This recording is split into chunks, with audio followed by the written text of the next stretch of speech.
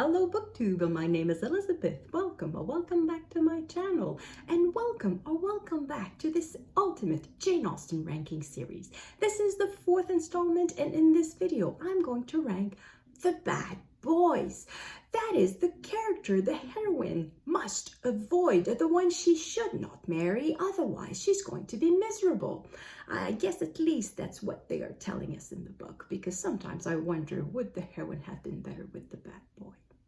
I wonder. So I'm going to rank these bad boys, and I have to say, full spoilers ahead, because I'm going to tell you what all of these men did to make them bad boys, and I'm going to tell you who the heroine does not marry, and I'm going to tell you everything. So full, complete, total spoilers ahead for every minute of this video. You're warned. Okay, so without further ado, let's rank them. And did I say that? I'm going to rank them depending on how much I love to hate them. Oh, that character, how horrible. And that means that the character is the best. So, yeah, let's do that. At number 6, the one that I don't hate at all, Frank Churchill from Emma. I guess in that sense, Emma does not quite follow the recipe that Jane Austen uses for all of her novels, because Frank Churchill is really not that bad of a character, and had Emma ended up with him, she would have been very happy anyway, I'm pretty sure. The only thing Frank Churchill does to deserve the etiquette, to deserve the tag of bad boy, is that he flirts overtly with Emma when he knows perfectly well that he's engaged to someone else. However, he knows that he's not breaking Emma's heart. He knows perfectly well that she's not in love with him. So yeah, that doesn't really make him a bad boy. Also, he's not a very good son. He could be more respectful, more dutiful to his father, but beyond that, he's not a bad character at all. So as a bad boy, he's a bit disappointing. He's a very nice character. I like him. So that's the thing. In this ranking, I have to hate him, and I don't. So he's at number 6. At number 5, we have Mr. Elliot from Persuasion. Now, this is Anne's cousin, and we meet him about halfway through the book. And at first, he appears to be very proper and to be everything that a young man should be. But there's something icky about him. And the one thing that we find out that is icky is that he married for money. He's a widower, and he married for money a woman who was not of very good quality, I guess, who was a bit of a vulgar woman. And that's it.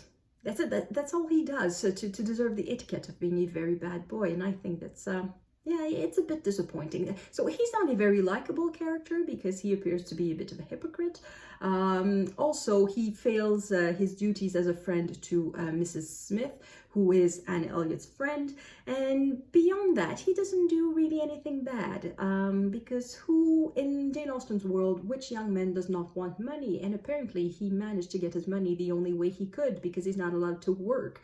Or perhaps as a clergyman, but that's not how you make money. So he married money. So that's the only bad thing he did, and it's not that bad. So I don't hate him. I think he's a bit of an insignificant character.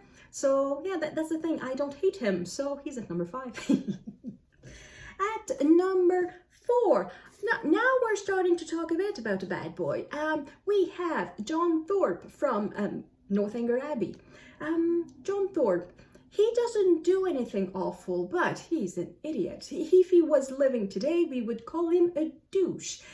He is very selfish, very self-centered. He thinks that all the girls are falling in love with him, so when he flirts a little bit with Catherine Morland, he assumes that she is madly in love with him and that she's going to marry him. And he keeps talking about his horses and how fast they are and how fast he can go. Well, it's not so much his horses as his various carriages and... I'm not a specialist of these types of transportation, but basically he's a speed fiend. He loves speed, and he always is talking about how fast he can go from one place to another, and he has no other conversation. So he's very much a selfish idiot. If he was alive today, as I said, he would be a douche. He would spend his time in a gym, and he would be on Instagram with big cars and girls with fake tits and all of that. So at number 4, Johnthorpe. At number 3, now we are starting to seriously to get into serious bad boy territory.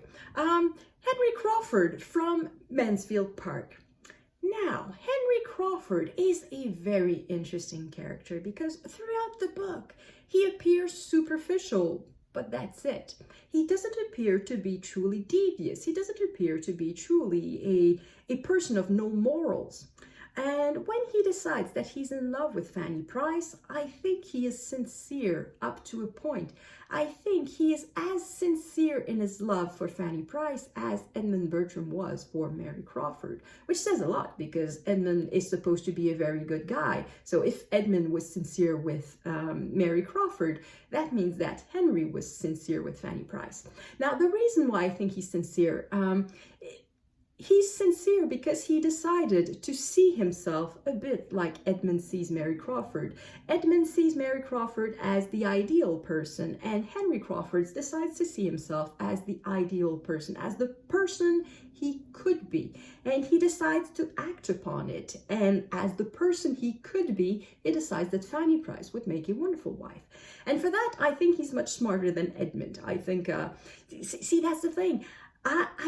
I like to hate him because, of course, at the end, he runs away with Maria Rushworth. Mariah Rushworth, I did not pronounce that correctly. But up until that point, he's kind of nice. So he's a very interesting character. Would Fanny Price had been happy if she had married Henry Crawford? And sometimes I think that she would have been for a couple of years. Probably not for a long time, because I think Henry Crawford is truly a person with low morals to begin with. And he would have ended up having mistresses and gambling and doing all sort of stupid things. So probably that Fanny Price did not lose much by not marrying Henry Crawford. But yeah, he's a very interesting character. I like him. I like to hate him a little bit. When he's there, I like to... yeah, I like to not like him. I like to hate him. I like to hate him. I like Henry Crawford. Anyway, he's a great character. At number 3. At number 2, Mr. Wickham, probably the most famous of Jane Austen's villains. Now, what did Mr. Wickham do to be a villain? Well, he grew up at Pemberley on the estate of the old Mr. Darcy, and he was supposed to, he was intended for the church to become a vicar at a parsonage somewhere on the estate.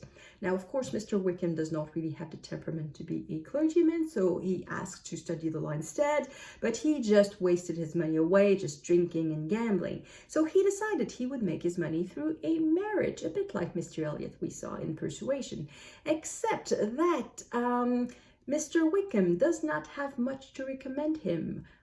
He is not the heir to an estate. He does not have any prospects. So no rich woman in her right mind would marry him. So he goes and tries various devious ways of getting his money. And he tries to seduce into marriage Mr. Darcy's little sister. Now that's very infamous. But the thing that he actually does is to actually really truly seduce Lydia Bennet. Mr. Wickham ruins Lydia for any other potential marriage, and potentially all the sisters with her, because apparently at the time, if one sister is ruined, the reputation of the entire family goes down the drain. So Mr. Wickham is a very, very good bad boy. We love to hate him. At the beginning of the book, of course, we do not know whether he's good or bad, so he's just a very charming young man, handsome and charming and with very good manners, and who had a very terrible childhood and who was terribly mistreated by Mr. Darcy. And then we know a bit more about him, and then every time he appears on the page, we can see the hypocrisy, we can see the slithering, we can see the serpent in there. And it's really a whole lot of fun to hate Mr. Wickham. So I put him in number 2, because however fun it is to hate Mr. Wickham, I think it's even more fun to hate Willoughby from Sense and Sensibility. Now, for most of the book, we think that Willoughby is the perfect match for Marianne, and indeed, he does appear to be a very good match. He is the heir to an estate, he will have money, he appears to be very much in love with Marianne, and they appear to have very similar temperament. He reads poetry, and he's a very passionate person who doesn't really care for appearances. or so we think, but it turns out that he's not what he pretends to be. So in the faking character, I think Willoughby is one notch above Wickham, and also in what he does, he is one notch above Wickham, because we learn that he has seduced a 15-year-old girl and has abandoned her when she was pregnant. So that is the worst thing any Jane Austen character has ever done. That is clearly the most almost criminal thing that a character has ever done. And yeah, he came this close to ruining Marianne forever, because he was not serious with Marianne when he began. He did not really think that he would do anything. He was just basically having fun. And yeah, he's extremely selfish, and he just wants money and just so self-involved. And it's a pleasure to hate Willoughby from Sense and Sensibility. So he gets the #1 spot. And the ranking is thus. That's the sheet of paper, and that's we are going. And in a few videos, we will have a very interesting table. Thank you everyone for watching. Let me know in the comments what you think. Which is the bad boy that you love to hate the most? And leave me a ranking. And at the end of the month, I will just compile the rankings and make an extra video in this series because it's fun. Thank you everyone for watching. I will see you in the next video. À la prochaine.